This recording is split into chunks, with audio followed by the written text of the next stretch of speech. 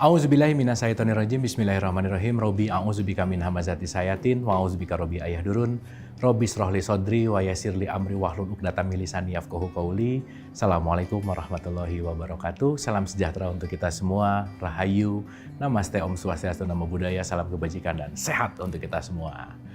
Kembali lagi kita belajar bersama saya Abu Marlo, di mana mari kita sama-sama persiapkan pendengaran kita, penglihatan kita, hati, akal, pikiran kita, yang mudah-mudahan pembelajaran-pembelajaran ini menjadi input sesuatu hal yang menambah wawasan kita, menambah pengetahuan kita, tetapi tidak berhenti di situ. Mari kita bawa ke dalam rasa, dan rasa inilah yang akan menggerakkan kita untuk membuat akhlak dan perilaku kita jadi lebih baik.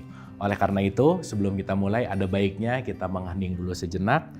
Mari kita hadirkan diri kita utuh di sini saat ini, karena pikiran yang tidak sibuk akan membuat jadi fokus, dan fokus itulah yang akan membuka hati kita sehingga hikmah akan masuk, pemahaman akan masuk, dan kesadaran akan lebih membaik. Oleh karena itu, mari kita hening sejenak.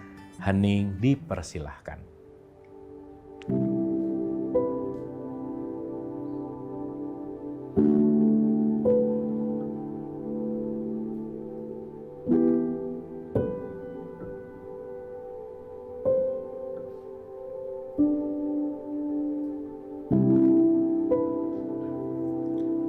Selesai. Terima kasih. Mudah-mudahan sudah siap untuk sama-sama belajar lagi. Tidak bosan saya mengingatkan bahwa saya bicara bukan mau menceramahi, bukan mau mengajari, apalagi mentausiahi, bukan berarti lebih benar, paling benar, lebih tahu apalagi, tapi kita sama-sama saling mengisi, kita sama-sama murid yang sedang belajar di sekolah kehidupan ini, yang insya Allah mudah-mudahan saling melengkapi, sehingga kita bisa sama-sama selalu bermanfaat, dan mudah-mudahan program ini, acara ini, episode demi episodenya membawa kita lebih mengenal diri untuk mengenal kesejatian diri kita. Karena episode kali ini kita akan berbicara tentang terhubung dengan Allah atau sholat. Secara hakikat itu apa sih, bagaimana sih, dan apa yang harus dilakukan. Karena boleh jadi sholat itu hanya dilakukan secara ritual, yang kita tahu bahwa wajib sekali dalam tradisi Islam, dalam Islam adalah sholat. Tetapi kalau itu hanya dilakukan dalam olahraga tanpa mengolah ruhani kita, tanpa mengolah spiritualitas kita, maka fawailul lil musholin, kata Al-Ma'un. Tetaplah celaka. Maka mari kita melihat perspektif sholat ini dari sudut pandang yang lebih luas, lebih dalam, lebih hakikat, di kelas log 10.000 gitu kira-kira. Jadi kita tidak akan membahas di 2+2-nya gitu. Saya rasa untuk rokaat kita semua udah tahu, untuk bacaan kita semua udah tahu. Tetapi sekali lagi, membunyikan belum tentu memahami, apalagi menyadari. Dimana kita sudah membahas kemarin tentang konteks yang namanya syahadat itu juga gitu. Dimana kenapa sih sholat disimpan setelah syahadat? Karena kita perlu menyaksikan dulu, perlu kenal dulu sama Allah. Gimana saya akan mengingat Allah kalau saya belum pernah ketemu? Dan kita sudah ketemu di mana? Minimal di alam rahim waktu itu. Kita punya perjanjian suci sama Allah. Dan detik ini sekali lagi kita lagi menggenggam perjanjian itu untuk kita laksanakan sebagai visi misi kehidupan kita. Yang mudah-mudahan setiap langkah kehidupan ini adalah langkah menemukan perjanjian itu untuk mengenal diri. Karena semakin kita kenal diri, semakin kita akan mengetahui perjanjiannya apa. Sederhananya, semakin kita mengenal diri, semakin kita tahu apa yang harus kita lakukan. Dan itu nanti bawaan atau petunjuk dari dalam gitu. Nah, di episode kali ini kita akan berbicara tentang sholat. Mari kita selami sholat tidak hanya dalam bentuk ritual, tidak hanya dalam bentuk olahraga, tetapi dalam bentuk esensi dan hakikatnya. Mari kita mulai, dan boleh dipersiapkan catatannya. Siapa tahu ada yang penting untuk ditulis, ada yang harus dicatat begitu, karena ini mudah-mudahan bisa jadi pembelajaran yang bermanfaat untuk kita semua. Oke, berbicara masalah sholat gitu ya. Kalau kita berbicara tentang sholat, saya rasa dalam tradisi Islam ini sudah sangat familiar sekali mendengar kata-kata yang namanya sholat gitu. Di surat 20 ayat 14 Quran, kitab suci Al-Quran itu mengatakan tentang konteks di mana innani anallah, aku ini adalah Allah. Gitu ya, tidak ada yang hak untuk disembah selain Dia gitu kira-kira. Ada statement menarik di akhir-akhir ayat ini adalah maka dirikanlah sholat, akimi sholat, lizikr, untuk mengingat aku. Oke ya, jadi esensial dari sholat adalah mengingat. Bahwa setiap kita lahir ke semesta raya, setiap siapapun manusia yang lahir ke semesta raya, mereka punya perjanjian-perjanjian kontrak kerjanya dalam tanda petik dalam skenario kehidupan ini. Dan di dalam sholat kita lebih merenungkan, apakah saya sudah kembali kepada skenario Allah atau belum? Apakah saya sudah kembali kepada jalan Allah atau belum? Maka kenapa yang diwajibkan dalam sholat adalah membaca Al-Fatihah. Dan salah satu ayat yang penting di dalam Al-Fatihah adalah Ihdinas sirotol mustaqim. Tunjuki jalan yang lurus. Tunjuki lagi ya Allah. Tunjuki lagi ya Allah. Karena kita akan mengalami kehidupan yang sangat dinamis, itu poin pentingnya. Saya kasih gambaran contoh sederhananya begini. Kita lihat. Kita akan bagi dua dulu nih. Kita akan bagi dua dulu. Oke? Yang dibagi dua tuh apa? Kita akan membagi dua alam dulu gitu kira-kira. Alam itu kondisi. Oke? Ada alam di luar diri kita yang disebut dengan yang namanya dunia. Ini di luar diri kita aja, eksternal. Oke? Di luar. Ada alam di dalam diri kita. Oke, alam di dalam diri kita. Pertanyaannya, kalau Allah dekat, itu nggak mungkin ada di luar. Kenapa? Aku lebih dekat kepadamu dari urat leher. Istafti kolbak. Makanya kenapa? Mintalah petunjuk kepada hatimu karena di dalam hatimu ada dia gitu. Jadi kalau mau berjumpa dengan dia dalam tanda petik, masuklah ke dalam dirimu. Sekali lagi jangan menganggap perjumpaan ini kayak kita ketemu teman, enggak ya gitu. Karena Allah tidak diwujudkan dalam bentuk fisik kayak kita ketemu sama teman, bukan itu poinnya. Tetapi nanti kita akan mengalami rasa di situ. Kita akan mengalami suatu experiencing di mana zatnya kita akan berjumpa dengan zat yang ada di dalam diri kita gitu. Makanya kenapa Allah disebut nur. Nur itu adalah cahaya, cahaya itu adalah energi dan itu semua ada di dalam diri kita. Oke, jadi kita bagi dua dulu, ada dunia eksternal, ada dunia internal. Pembelajaran masih akan kita lanjutkan, tetaplah bersama saya.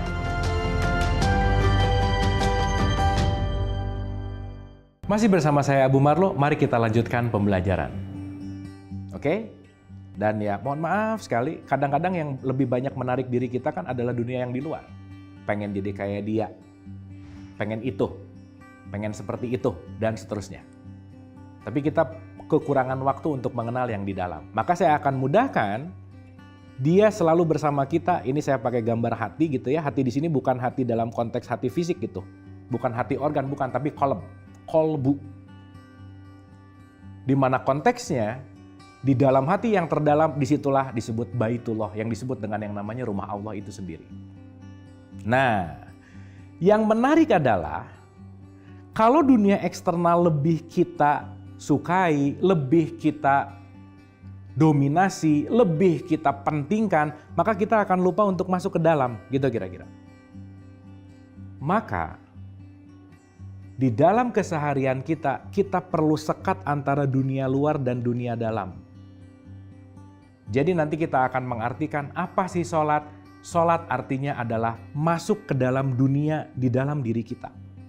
Entering yourself, meniti ke dalam diri. Karena kenapa? Allah tidak pernah ada di luar dalam tanda petik, tetapi dia bersemayam di dalam, dia lebih dekat daripada urat leher kita. Istafti kolbak, balik lagi, mintalah petunjuk kepada hatimu, dan kolbun mukmin baitullah. Diulang-ulang itu supaya kita menyadari bahwa dia selalu bersama kita di mana saja kita berada. Clear ya? Jadi bahasa gampangnya apa itu sholat? Sholat adalah entering yourself, masuk ke dalam dirimu. Pertanyaan, gimana caranya saya mau masuk ke dalam diri kalau saya tidak menutup pintu dulu, yang justru malah menyibukkan diri kita adalah konteks yang dari luar? Karena sesuatu yang sibuk dari luar itu masuk melalui nomor satu adalah pendengaran, kita dengar. Yang kedua adalah penglihatan, kita lihat. Dan yang ketiga adalah pendengaran dan penglihatan menjadi sumber informasi yang masuk ke dalam yang namanya pikiran. Maka saya sebut ini adalah pikiran. Jadi 3P lah. Pendengaran, penglihatan, jadi pikiran. Maka orang yang pikirannya keluar, dia tidak akan bisa masuk ke dalam dirinya. Berarti kalau saya mau masuk ke dalam diri saya harus membatasi pendengaran saya harus membatasi penglihatan saya harus membatasi pikiran saya. Kenapa? Supaya tiga-tiganya tidak mengarah keluar tetapi masuk ke dalam diri kita sendiri. Clear ya? Oleh karena itu, Kenapa ritual sholat nanti ada gerakan-gerakan yang berkaitan sama pendengaran, penglihatan, hati, akal, pikiran kita? Kenapa ada Allahu Akbar? Nah gitu kira-kira. Karena nanti di situ akan ada perpindahan fokus dari pikiran menuju kepada fokus kepada hati kita. Karena pikiran itu adalah ego, hati nurani itu adalah petunjuk sejati. Allah itu adanya di dalam hati nurani kita. Maka kalau pikiran yang lebih dominan, ego yang akan lebih dominan. Maka kita perlu waktu untuk mengistirahatkan pikiran supaya hati kitanya yang dominan. Itulah fungsi dari sholat. Maka nanti output dari sholat itu bukan masalah gerakannya. Tetapi nanti kalimatnya atau katanya adalah khusyuk. Nanti kita akan ada sesi khusus untuk memahami apa makna khusyuk gitu. Tetapi sederhana, di tahapan ini yang terpenting adalah apa itu sholat? Sholat adalah masuk ke dalam dirimu untuk berjumpa dengan Allah yang ada di dalam diri kita. Karena dia tidak kemana-mana, dia beserta kita di mana saja kita berada. Itu poin pentingnya. Kita udah bahas tentang musuh manusia namanya adalah setan. Setan itu ada di dalam pikiran. Maka pikiran itu maunya loncat ke depan, loncat ke belakang, loncat ke depan, loncat ke belakang. Yang dia sangat sulit banget untuk hadir utuh di sini saat ini. Makanya satu-satunya jalan untuk bisa masuk ke dalam diri kita, untuk bisa masuk ke dalam kolbu kita, membuat pikiran tidak terlalu mendominasi. Berarti mengecilkan volume eksternal supaya volume internal kita terdengar lebih clear banget. Berarti kita masuk ke dalam konteks yang namanya kehusyuan. Di mana kehusyuan itu adalah, balik lagi poin pentingnya adalah bagaimana membuat pikiran kita tidak sibuk. Sehingga ketika pikiran kita tidak sibuk, kita mulai bisa mendengarkan suara hati nurani. Mohon maaf nih ya, hati nurani kita itu teriak setiap detik, tapi karena pikirannya lagi pengen punya ini, pikirannya lagi mencapai ini, menggapai ini, jeritannya tuh nggak kedengeran. Karena volume pikiran itu lebih kencang terdengar, keinginan lebih kencang terdengar daripada suara Tuhan dalam tanda petik di dalam hati kita.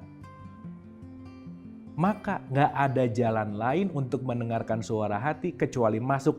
Itulah proses yang disebut dengan yang namanya menghening. Maka Nabi Muhammad mendapatkan petunjuk di tempat hening.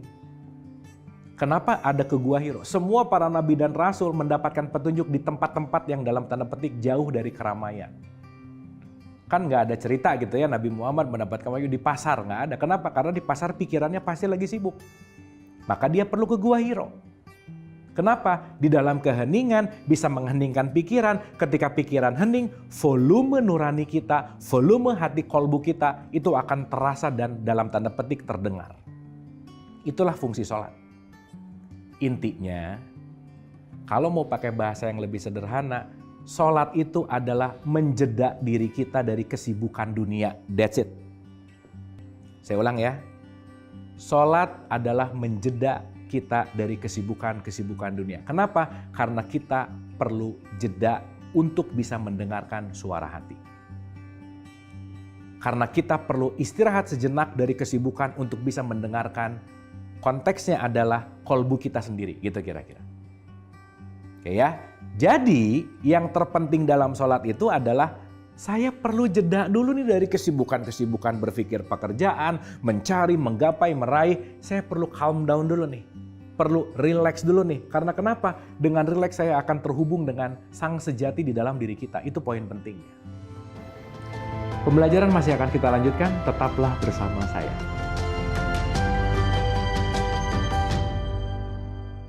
Masih bersama saya Abu Marlo. Mari kita lanjutkan pembelajaran. Clear ya? Nah, sekarang kita renungkan nih progressingnya, tahapan-tahapannya. Contoh, kenapa sebelum sholat harus ada wudhu dulu tuh? Oke? Kenapa sebelum sholat harus ada wudhu dulu? Dan menariknya, Quran memberikan informasi wudhu itu kalau nggak pakai air, ya pakai tanah. Pertanyaan. Dan ini sering banget kalau ini jawabannya sangat-sangat basic. Kenapa wudhu? Supaya suci. Ya, oke, nggak salah, bagus. Tapi mindsetnya masih banyak yang berpikir wudhu itu kaitannya sama membersihkan tangan, membersihkan mulut, Pertanyaannya, kalau kulit kita ditempelin tanah, kan kulitnya bukan jadi bersih, jadi kotor dong. Sehingga kita mengerti bahwa konteks wudhu itu bukan berbicara pada fisik, tetapi pada jiwa. Maka wudhu itu berkaitan dengan apa? Dengan kesadaran kita. Maka yang dicek itu adalah sumber informasi masuk. Pendengaran saya dari subuh tadi ke zuhur dengar apa aja ya, saya ngelihat apa aja ya. Di situ titik di mana kita melakukan yang namanya tafakur. Dan jangan lupa, kita ini makhluk energi. Di mana ketika kita berpikir buruk, energi negatifnya akan hadir. Di mana ketika kita mendengki, membenci, judgment, energi negatifnya dalam kontekstualnya akan semakin banyak. Maka siang-siang 12:30 begitu zuhur, di mana begitu bangun pagi, kita udah mulai mikir itu energi negatif udah mulai. Jadi kalau energi kita itu udah mulai banyak negatifnya, kita perlu membersihkan energi negatif dengan ketemu nature atau alam yang disebut air dan tanah. Maka begitu dibasuh, itu kita lagi membersihkan energi-energi negatif sebetulnya. Supaya sebelum terkoneksi dengan Allah, semua energi kita ini sudah dalam konteks positif semuanya. Maka karena energi itu bisa dalam tanda petik memengaruhi, kalau orang udah wudhu semuanya udah positif, jangan kena lagi sama yang negatif. Nanti yang negatif bisa ikut lagi ke kita gitu kira-kira. Maka dalam tradisi fikih dikatakan kalau senggolan itu bisa batal wudhunya dalam tanda petik. Intinya supaya kita menjaga purifikasi energi sebetulnya. Karena kenapa? Begitu energi kita pure dengan energi yang positif, di situ kita bisa masuk ke dalam dunia keheningan. Itu poin pentingnya. Clear ya? Jadi wudhu esensinya bukan membersihkan fisik, enggak. Jadi kehusyuan itu nanti diawali dari wudhu sebetulnya. Ya Allah ya Rabbana, tangan ini dari subuh ke zuhur dipakai apa aja ya, pendengaran dipakai apa aja ya. Oke, karena kenapa? Sebentar lagi saya akan masuk ke dalam menjeda, saya akan melepaskan dulu dunia karena saya akan masuk berkomunikasi denganmu. Disitulah fungsi sholat. Maka diulang-ulang. Maka bukan harus sebetulnya, tapi kita perlu. Yuk kita renungkan. Allahu Akbar. Allahu Akbar ini kan sebetulnya mau menutup pendengaran kita, menutup mata kita, menutup semuanya supaya saya Allahu Akbar menyimpan di dada kita. Ingat, hati adanya di sini. Supaya kita fokus ke dalam hati kita. Supaya kita fokus di dalam hati itu ada siapa? Qalbun mukmin baitullah, ada Allah. Makanya bal huwa ayatum baina fi sudur, petunjuk yang sejati itu ada di hati. Menutup semua lubang-lubang informasi dari luar supaya saya fokus ke dalam. Itu satu. Maka kenapa yang dibacanya adalah Al-Fatihah? Al-Fatihah itu artinya membuka, bukalah hatimu.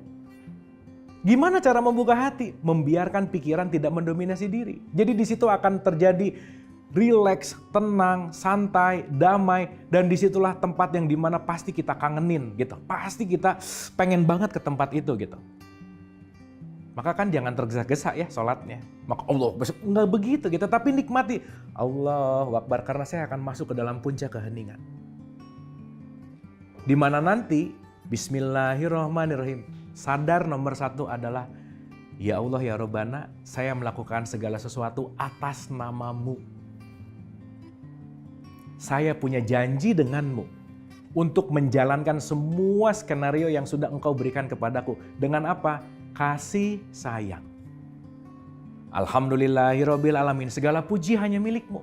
Ar-Rahmanir-Rahim, semuanya bentuknya hanyalah kasih sayang. Coba betapa indahnya Al-Fatihah dibaca, karena kenapa? Al-Fatihah itu artinya membuka, yang dibuka adalah hatimu. Karena begitu hati kita terbuka, kita akan mendengar dalam tanda petik suaranya, rasanya. Poin sederhananya ketika kita sholat, kalau kita renungkan, pertama itu gerakannya pasti berdiri dulu, betul ya? Nah, jadi sekarang kita renungkan begini. Kayak ini untuk memudahkan. Ada otak, ada hati, dah gitu gampangannya. Otak ini isinya ego, ada keinginan, mau-mau dan seterusnya. Hati ini isinya adalah zatnya Allah dalam tanda petik. Berarti kalau mau berjumpa dengan dia, caranya gimana? Turunkan ego.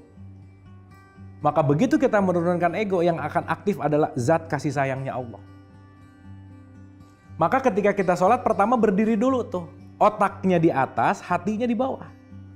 Jangan-jangan yang mendominasi selama ini adalah otak yang mendominasi hati, gitu kira-kira.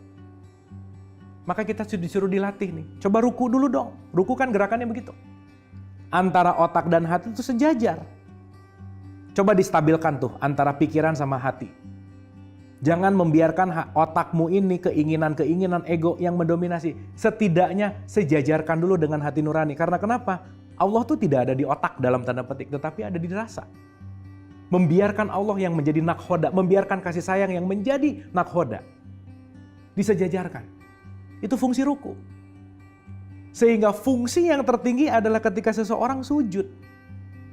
Meletakkan semua ego di bawah, meletakkan semua keinginan di bawah, meletakkan semua hawa nafsu di bawah, membiarkan nuraninya, Allahnya, hatinya, kolbunya yang mengontrol kita. Maka sering dikatakan bahwa sujud itu adalah posisi terdekat dengan Tuhan.